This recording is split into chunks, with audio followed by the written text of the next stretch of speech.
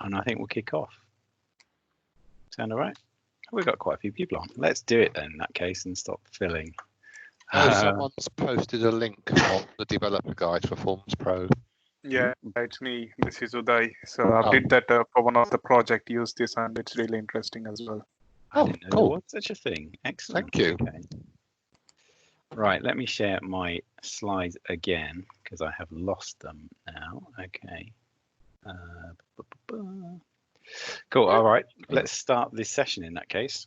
Hopefully you can see a slide. My computer seems to be freaking out a little bit, but a quick yes would be lovely. Yes. Yes. Yeah, I can see Yes. it. Yes. Good. Lots of yeses. Yeah, good. Sorry, I don't normally ask, but my computer's flashing at me for some reason. Okay, yeah, so this is the RC Expert session. We've got lots of the presenters from throughout the day, and we've also got our lovely panel of UG team and some MVPs and all kinds of people who are experts. So we are hoping to field some questions from the audience. I can't see my screen now, my chat window now. So I'm just going to go through a couple of slides and say a few thank yous, and then we'll get into the questions. Okay. So first up, a quick thank you to all of the sponsors who sponsor the user group, including ClickLearn, who did a presentation today. Hope that went well. And these guys obviously donate. They sponsor the user group, which enables us to put on events. Now, not necessarily virtual events because it hasn't really cost anything apart from my time. But when you do the in-person events and you come to those and you eat a nice lunch and all that kind of stuff, these companies are paying for all that. So just want to say a quick thank you to them. And next up, a thank you to no, I didn't. I want to talk about feedback first. Change the order of these slides. So yeah, this is a link to the feedback form again. We're aware that you can only fill in the feedback form kind of in one go. So if you haven't filled that in yet, it'd be great if you could just snap that link, that QR code, or put that link into your browser, head off and fill it in. Can I just ask somebody to mute their mic? That'd be great. And also, you can get to the feedback form through the app. So we're kind of finished using the app now. But at the bottom of this main screen on the app, you can click on the feedback form link, and that will take you through to the Forms Pro form.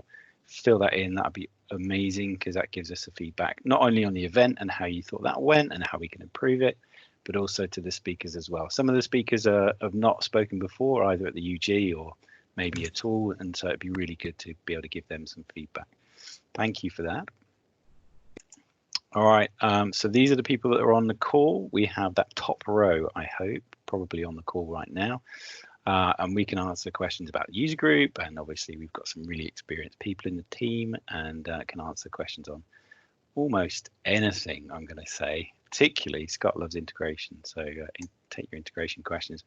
And then I just want to do a really big thank you to all the speakers today. So these are some of them, not all of them. I hope they enjoyed the day and their sessions went really well, but a really big thank you for donating their time, putting the presentation together and running the session as well, and taking time out of their day to present to you guys. So I just want to do a big thank you. I was going to try a round of applause, but I don't know if we're up for that. Are we? Yeah, do it. Everyone come off mute. Everyone unmute, and then we'll do a round of applause.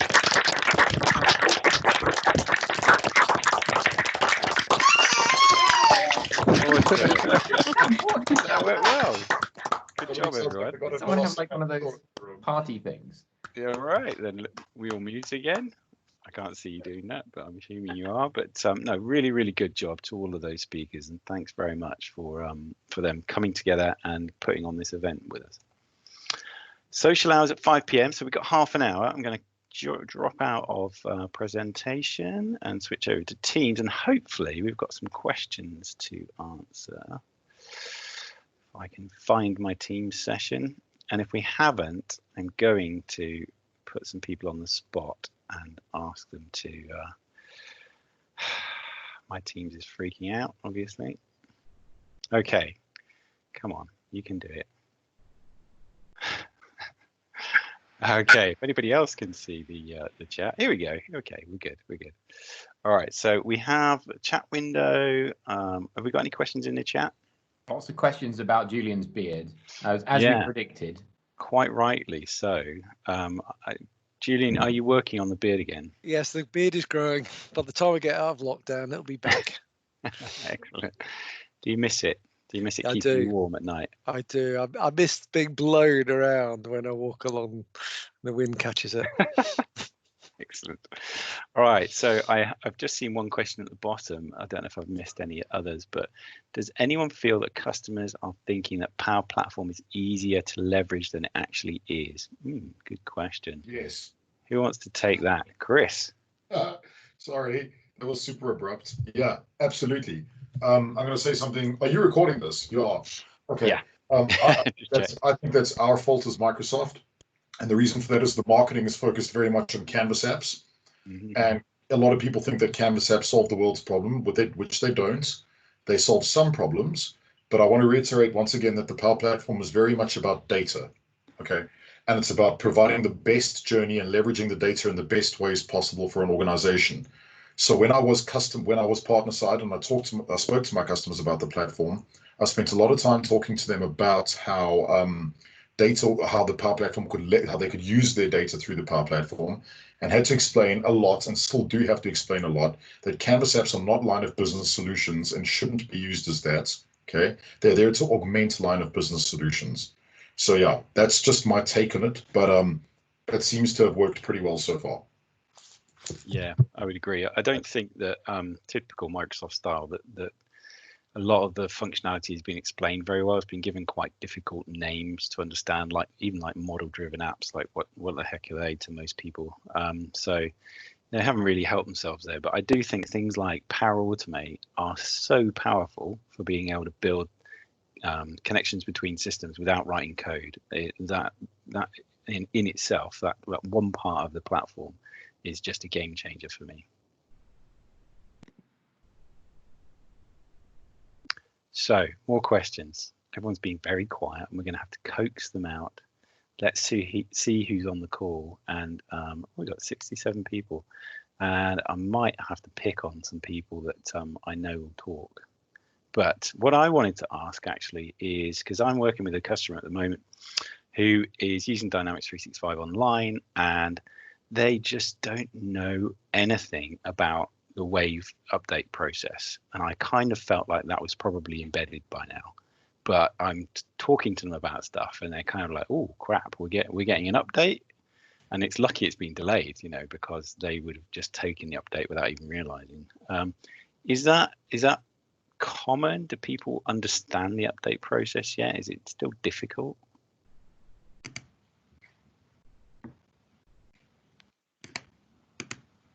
Yeah, I've got a customer who's been working using Dynamics for about 4 years, and they're struggling with the fact that it's changed a lot. And every time they think they've got a handle on it, something else has gone, and now it's been delayed again. So they don't know when the model-driven app's coming. And with everything around COVID as well, it's just been a bit chaotic for them. Yeah, I think customers, some of our customers, they expect us as a partner to tell them. So they see us as the almost interpreter of Microsoft. This is happening. This is going to affect you. This isn't going to affect you. Relax. It's okay. But yeah, it's hard enough for us to keep up to date what's going on, let alone some partners are actually trying to, bits like the customers are actually trying to do their daily day job. Yeah, I definitely feel like that is maybe not part of a partner's role now, but maybe it should be, is that advisory role. So you're not just kind of building stuff for them, you're actually taking that sort of roadmap view, and that's actually where I get involved on projects as well, because customers can't keep up with it. There's just so much information, so I'm not surprised you get asked those questions. We've got a few questions coming in. So Jane Howell asked about, I know it's kind of been answered, but I wanted to ask it again. Will the old classic interface now be deprecated in January 2021 rather than the end of September 2020? So Ferridan thinks it's been delayed till January. I thought it had been delayed till December. No, I've just corrected that. It is December the 1st. I double checked. Yeah. I thought I might be out of date because No, you're not. No, it's me. Okay, so December the 1st. I think I know one customer. I'm not sure if they're on the call, but they have breathed a small sigh of relief because they didn't think they'd be ready for September, the end of September. But so it gives them another month or two, and I think particularly with everyone working from home, that's probably very welcome. I also heard on a call with Microsoft that 90% of customers are on UCI now already, and that really surprised me. Has everyone moved over already? No, that surprises me. That sounds really high. Yeah. Yeah, I'm surprised. They may have the UCI app installed. That doesn't mean they're actually using it. And I wonder if that's then based on the actual number of users versus the number of tenants. I guess that's telemetry of where the tenant has got that switch of, switched over to unified interface. But like, you've got there's a ton of tenants out there with very few number of users. Yeah, that's true. Yeah, probably. You're probably right there. Although less so now that we've got a storage model. I'm finding lots of customers going, "Oh crap, we've got to get rid of loads and loads of tenants that have been kicking around because it's taking up all our storage." So I'm struggling a little bit to keep up with the chat, but throw a question in there around UI, unified interface, I guess. So this is David. Didn't know if this would be perceived as daft. Hey, no daft questions here, but like many, we are moving to unified interface, and as a result, I've ended up rebuilding our CRM app so it has better aesthetics. Yep, absolutely fine. Didn't transition well to Canvas app. What is the differences between model and Canvas? Who wants to take that? An MVP surely should answer that. What are the differences between a model app and a model-driven app and Canvas app, and how do you choose between them? Well, I would say, not that I'm going to answer that question because I'll leave someone else, but I would say the gap is becoming less significant, I think, as we go forwards. I think something that Chris mentioned is that Canvas apps are quite often very task-based. They're not going to replace an entire line of business system like a model-driven app might do. Andy, do you want me to take this one? Yeah. Great. Okay, so like I've got so model-driven applications are primarily focused on the data model that underpins them. Okay, so that's obviously in the common data service.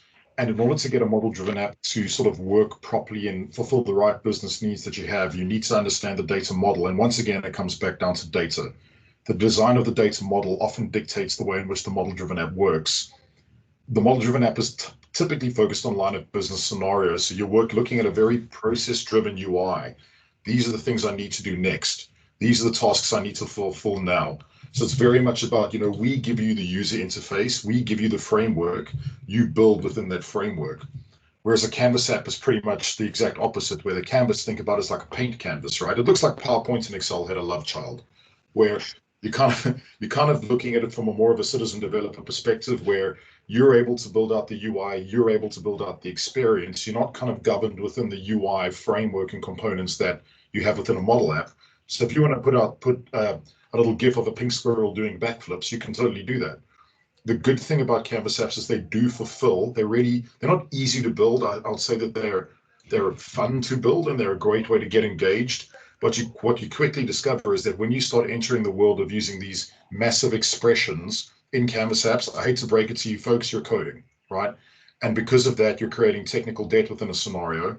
So creating things like massive patch commands when you can just use a connector to link up to a data source is not a good thing, because whenever you build something, whenever you augment that data source and add on fields, whenever you're creating more within the data source, you're having to manually build it inside that app.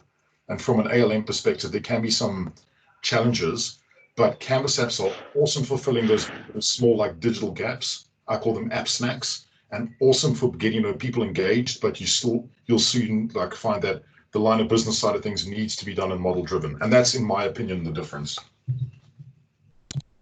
I think it's a really good explanation. And I kind of feel like Canvas apps are still not quite ready for prime time. There are definite use cases for them, obviously. But if you want to roll out an app to 15,000 users, I think I'd be really hesitant to build something with Canvas. That's my view.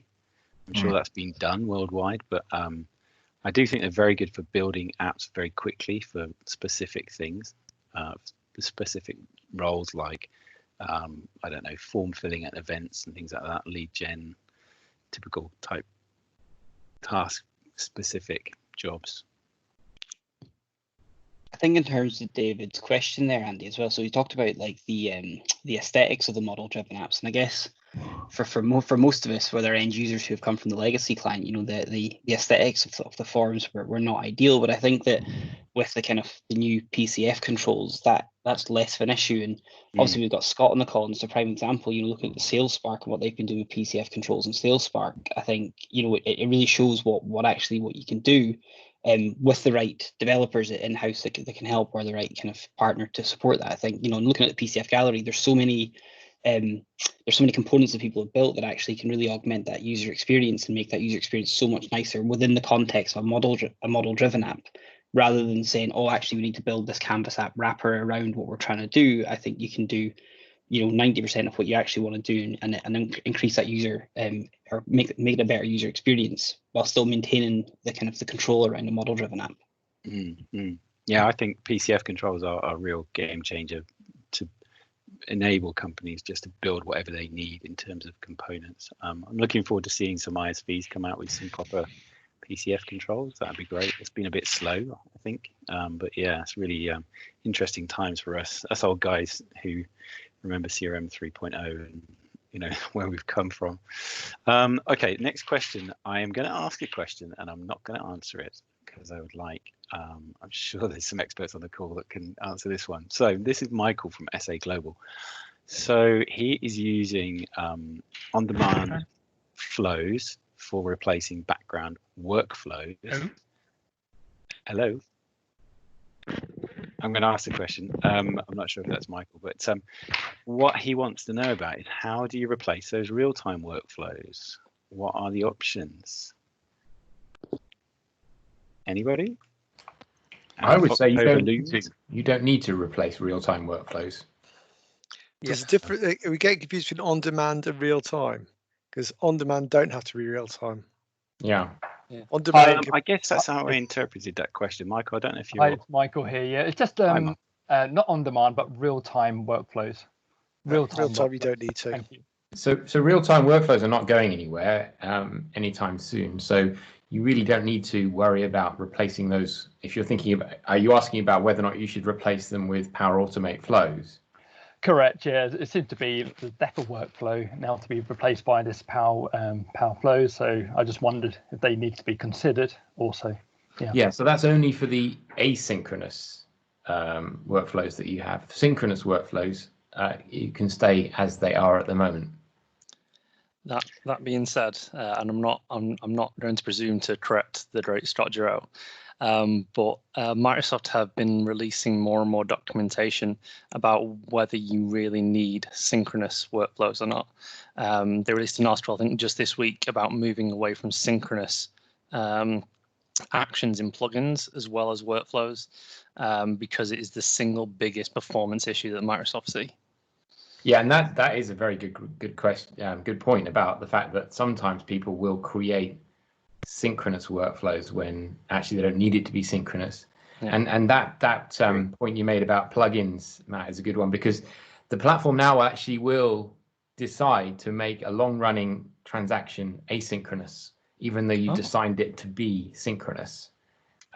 So it will actually go, you know what, I'm not going to run that synchronously because it's got so many levels of nesting in it. So and it will convert it to an asynchronous. So yeah, I think that there's two different things there. Firstly, you know, if you need something to be synchronous, where you, as part of your business process, you need there to be some immediate response, and it to be part of the transaction, in the sense that that transaction cannot succeed, cannot be committed to the database without certain things happening, then obviously synchronous is the only way you're going to achieve that. But like Matt says, you know, sometimes you can think about it and say, well, is that really true? Do I need to have that happen? And can I look at it from an asynchronous fashion? Because it's certainly true that obviously performance is going to probably be better in the terms of the responsivity of the application, in the sense that people are going to click a button and they're not going to be waiting. I think real-time workflows have their place and had their place as a an attempt at a no-code real-time solution. So you're not writing plugins. To me, the writing's on the wall for them, but it's just that there isn't any real viable alternative right now other than writing plugins. And plugins will probably be around for a while yet because of that, or at least one of the reasons. Okay, next question. We have a question from Sophie. Hello, Sophie. Sophie Marsh, who actually works just down the road from me in lovely Chipping Camden. Any insight into the future of database storage charges? I'm aware of the jump from £3 per gigabyte to £30 per gigabyte. I guess that's when she switches from, or her company switches to the storage model. Do we know whether this charge has been deferred? Anybody want to take that if we're talking about storage model changes? I've not heard of any deferment. I believe people stay on their current model until their license is up for renewal, and then you switch to the new one. I don't think there's any question of a deferral, unfortunately. No, it's already in place, right? So if new orgs are on the new model, but if you've had a license for some time, you may well still be on the old one. Yeah. And if you're in the CSP program, if you're buying through a CSP provider, there are probably different rules for when you have to switch. But it's worth looking at your capacity analytics now to see where you are short, if you are. And actually, sometimes it's beneficial to switch early, switch to the storage model if that it ends up costing you less for whatever reason. Absolutely. If you've got lots of instances, you could end up saving money. It all depends on your data usage and your data pattern, doesn't it? Actually, on that, has anybody seen the problem where the web resources entity is taking up gigabytes of storage? I mean, I've got one with 8 gig. Yeah, it's ludicrous, isn't it? So there is a fix that's rolling out currently to deal with that. Well, partly deal with that. So it will be hitting most geos quite soon, and so it will reduce the number of the amount that it's taking up. Yeah, because it's growing and growing and growing. Yeah, I think that's a real issue about through the Ribbon Workbench support, saying, why is the Ribbon Workbench making me consume all of this? Yeah, it's like, it's nothing to do with me. Okay. Still flag up for customers with click dimensions. I'm sure most people know, but we need to keep an eye on the storage costs for click dimensions. I think maybe 5 or 6 of our top 10 database tables are all click dimensions. With like email events and page views and send emails, it's crazy just how much that can take up. Yeah, it's not surprising, but I guess you got a question: is that the right place to store that type of information? On that note, I think there's a great opportunity for an organisation to back out click dimensions data. Also, if anyone's up for the challenge, take it. You're not doing much, are you, at the moment? You want to build an ISV that can do that? Come on, Scott, do it. Got a couple of weekends coming up. We can build it. Do it during the hackathon, Scott. That's really not a bad shout, Scott. Lee, you've got loads of spare time. Come on, man. Yeah, we need a generic archiving function. Yes, data retention, archiving. Yeah, I've thought about that many times. That comes up, and I'm not even kidding you. Basically, I speak about that 3 times a week now, and I'm like, oh, I don't know. So if any of you guys come up with something, let us know. What, like a tool that would dump data over into, I don't know, like Cosmos DB or something, and then bring it back in with virtual entities? Something cheap, yeah. Hey, Chris, why not a tool that moves it from CDS into SharePoint? Would that be really cheap, right? So That's definitely. Did we have an ideas.godduro.com then, and we just got all ideas? No, it's cool. I got my pot shots in today, so I'm quite happy. But On a serious note, though, we do have exactly what I can't remember who said it right now, but because of the size of some of the data that we have to capture with some of our customers, what we've done is we do it by date. So any data that is older than 12 months, we synchronize this data via the data export service to an Azure SQL database, and then we bring them back as read-only with a virtual entity that reads directly out of the Azure database. So that works well, and it saves our customers a lot of money. Of course, if you're on Microsoft 365 for marketing, as Megan will tell you, you can actually set up Azure Blob Storage, push the data into there, and then read it with Power BI. Mm-hmm. And it goes in Azure Data Lake anyway, so it doesn't count towards your storage. Good to know. Well, there's lots of depth here. All right, I'm going to ask a controversial question that Chris has already answered. I just wondered if there's any more depth. It's Phil Crouch is asking, is the licensing for portals going to change? No. That's it. Yeah, not. that's it. I've believe me when I tell you guys, and every single person on this call, I've been through the ringer on portals licensing, begging and finding out in this. It ain't gonna change. Like for now. You know what though? Yeah. Yet another ISV opportunity right there. Yep. Here's one that's really going to shout to you. That's is like building out ADX. Well, Yeah. here's what's going to break you. Is building out your own portals ISV multiplexing or not? Okay, I can't. I'm a back out now. Oh. Step back. Let's move away from that one. Yeah, okay. But on a realistic note there, just Andy, from that perspective, if you guys have got portal licensing queries and scenarios where you are struggling from a sales perspective, please email me. It's always good for us to send this up to Corp, so we do that. We've sent it also to the business group as well, and we actually formulated a pitch on this before the licensing bloodbath last year. So we had already gotten on top of this, but any stories we have are good and we'd like them.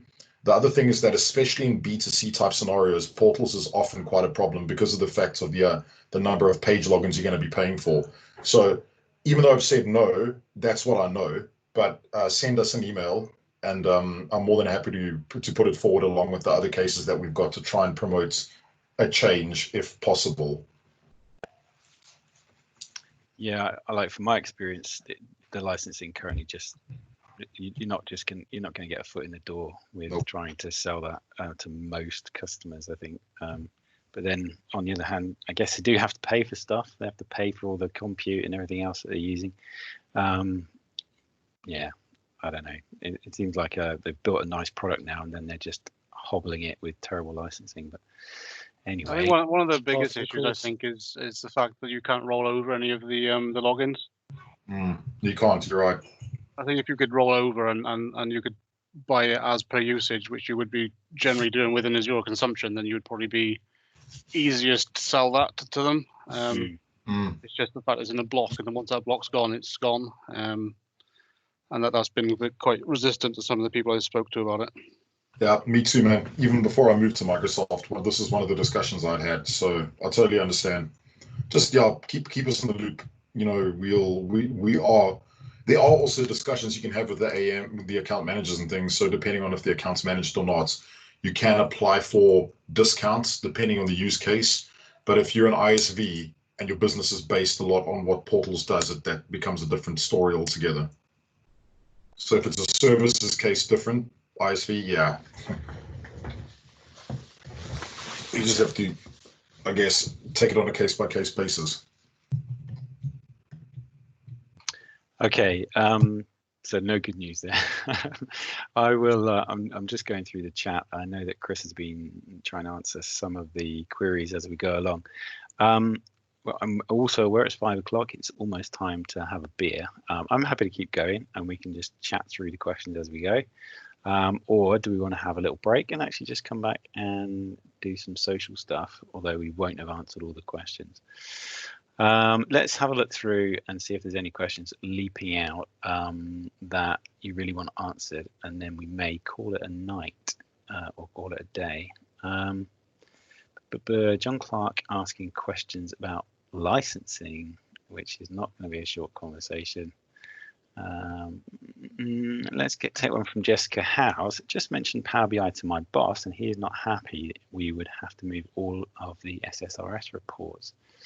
I think once we're in the cloud, it'll be possible to still use SSRS. I'm going to ask Megan about this. From a copy of our data somehow. Hopefully you can fill in some blanks. Okay, good question. Alternatively, can all of the SQL be copy pasted into Power BI so there would be no rewriting in the new application required?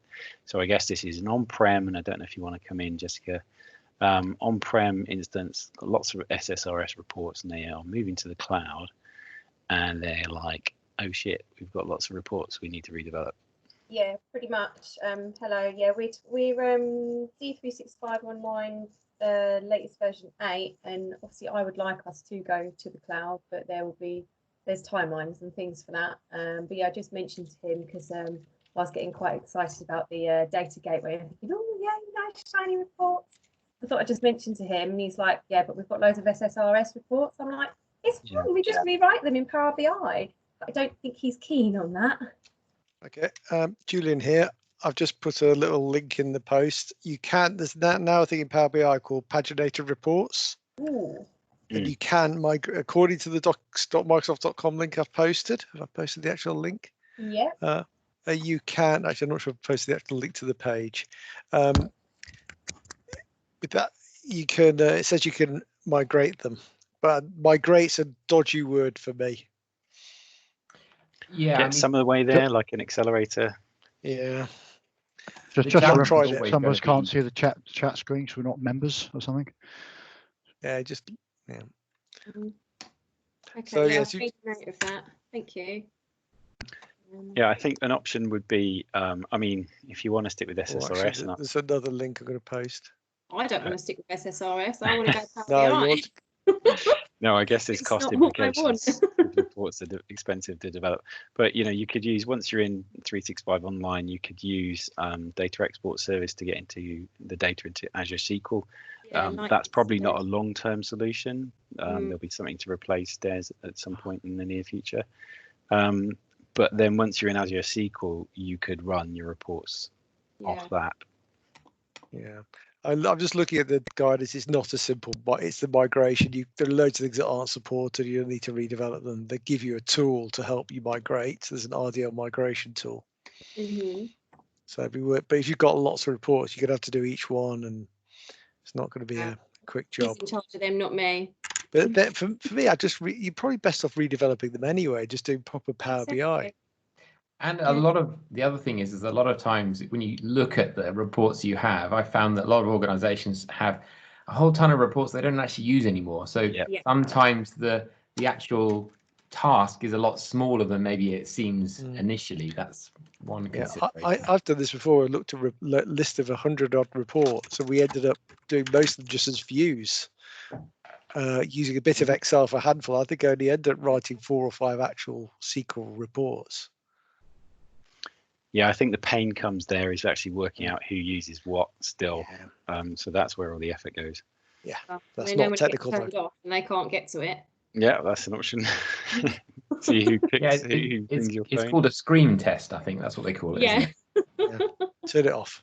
Yeah, see who screams. Yeah, see if anyone whinges about it. I've done that with quite a few things. Yeah, I once turned off Excel to prove a point.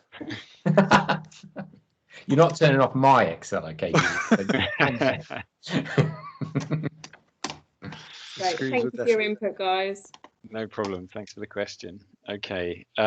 Anybody see some questions in the chat? There's quite a lot in there, and I can't really keep up with it. There's a few about what to replace dialogues with or complex screens, and I've basically said you really have a choice. I think my replacement for dialogues is to use Canvas apps embedded in model-driven app forms.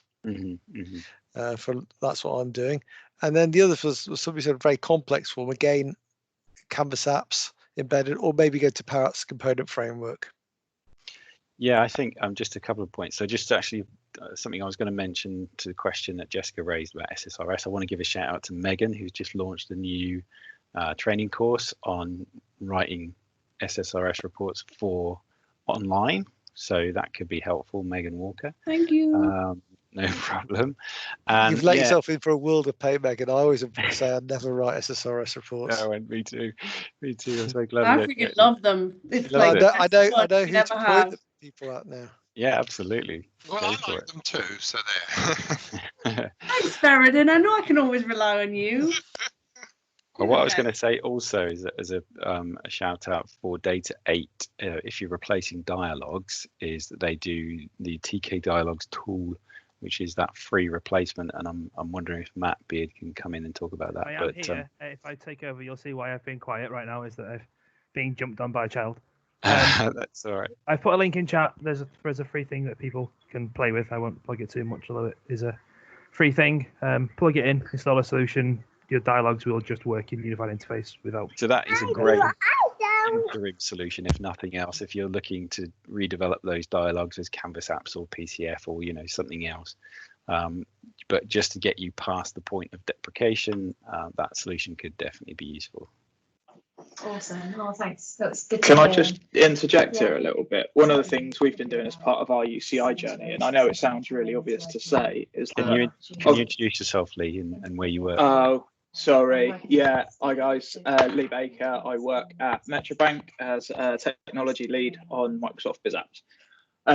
One of the things we've been doing is migrating quite a big system over to UCI, and to ensure everything works is just going back to those processes as well. I know it sounds like, as I said, a really obvious thing to do, but we've ripped out so many dialogues because a bunch of them were put in before business process flows existed. So those weren't an option at the time. So now just reorganizing some of the processes a little bit, it's just allowed us to take them out completely rather than just lift and shift from one technology to another. So it's definitely worth doing that as well.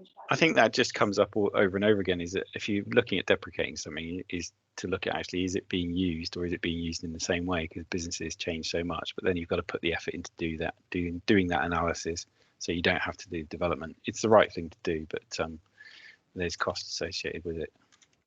Agreed. Okay. I can still build a business process flow quicker than anyone can build a Canvas app. Yeah.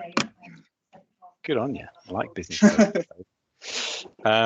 So next question is from, and then maybe we'll wrap up after that unless anybody's got any really pressing questions, in which case please come off mute and ask them. But last question, which I think is a good one, Richard Collins. Hi Richard, he's a regular attendee at the user groups.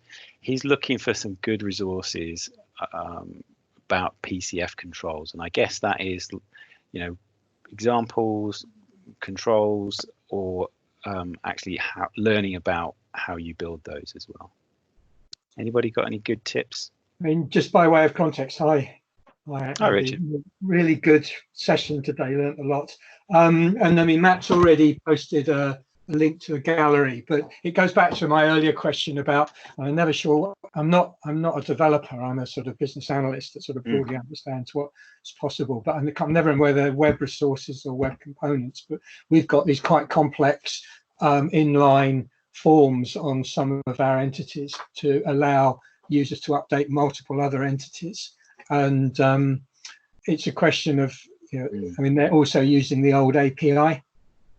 So at some point they're going to have to be replaced, and it's a question of, do we replace them with a Canvas app, or do we replace them with a PCF? And understanding I have a broad understanding of what's possible with Canvas apps, but it's a question of whether you can do quite complex. I mean, for example, we've got a batch data entry form where you have a view, and then from that view you invoke a web resource, a web component, and it brings up all the entities, and you can add new records for them. So it's quite a sophisticated piece of software, but it's 5 or 6 years old now, and rewrite as and when the old API. Any dates on when that's actually going to be taken away yet? Talk about the SOAP endpoint. Yes. Yeah, I mean, no, there is no dates. It's one of those things that seems to live on forever.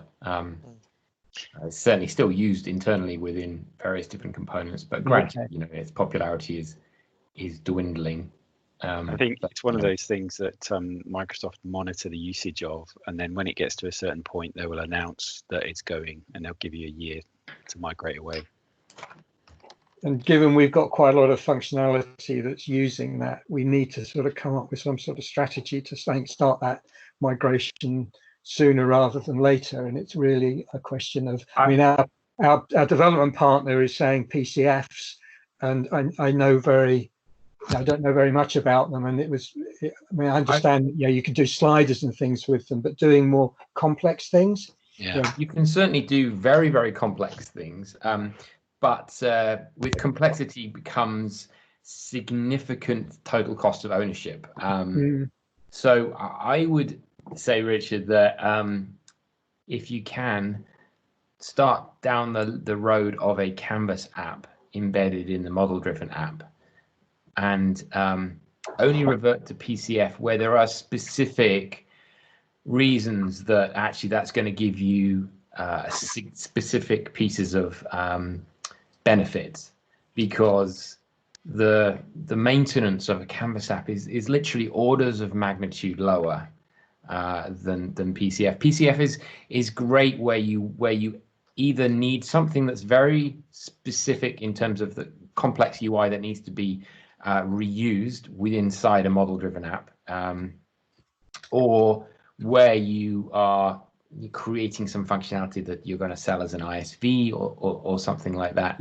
I think there's certainly the kind of scenario you described. Obviously, I don't know the details, but it sounds right up the street of a Canvas app. So I would definitely start with that, and then if you reach some particular reason why you can't use a Canvas app, that's when you would start to look at.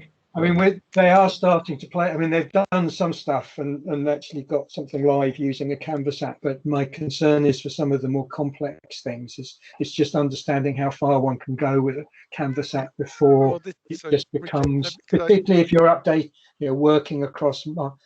I mean, I don't want to go into too much detail, but it's people doing field visits, and there are different objects on site. And each object you want to create multiple transactions for. I've checked this and this was the data. I checked this and this was the data. Sounds right up the street of Canvas apps. Okay. Sounds exactly the kind of thing that Canvas app would be sweet for. PCF is great where, for example, you need some UI sugar that you can't achieve in Canvas, like some sort of drag and drop kind of functionality, or some very complex visualization or UI mechanism, but the kind of thing creating records with relationships, that's perfect for Canvas apps. And navigating across multiple objects and things is relatively. I mean, at the moment they've just been doing relatively simple single object stuff. Wise words as always, Scott. Thank you. And the other thing I would add into that is, if you get complex, I would create an Azure function or something else and create a custom connector to keep the complexity out of the Canvas app and offload that. Or maybe just even call Power Automate flows. I build a lot of Canvas apps, and I just call Power Automate to do the data transactions to create the records. That's quite an efficient way of working. So if there's some complex business logic, you're suggesting we offload that. The logic isn't too complicated. It's just this, as I say, multiple objects on site, and each object has multiple different child records, and it's sort of this has happened. I want to update that child entity for this object. But I'd use a Power Automate flow to do that and call that from your Canvas app. It's the capture of the data and making that straightforward for the users and not technically sophisticated. Yeah, that's what you want. You want to make the UI nice and straightforward, but complexity out. I've actually just put a link into the MB400 study group that Joe and I had starting at the end on Friday. With one of the sessions, 1 week will be on PCF. I think week 4. So if you're a member of the user group, Julian, do you get access? I genuinely don't know. Do you get access to the study groups for free? You can attend for free, right? But to watch the recordings, you need to be a paid for member. Okay. So anybody can sign up. That's cool. So that link that Julian posted a few messages back is the link to that one. Sounds like a good one. Thank you, Julian. Okay, well, Joe's doing that one, not me. Nice one, Joe. I can't do this stuff anymore, honestly. All this developer stuff. Right, I'm going to get a drink. I think we should kick the shoes off, although I'm not wearing any shoes or even socks, and get a drink of whatever beverage you fancy, and just have a bit of a chat. I'd like to find out what people thought about the day. That'd be great. Of course, we can cover any other questions that come up, but I'm going to get 3 minutes break. Put my pen down. 3 minute break to get a drink.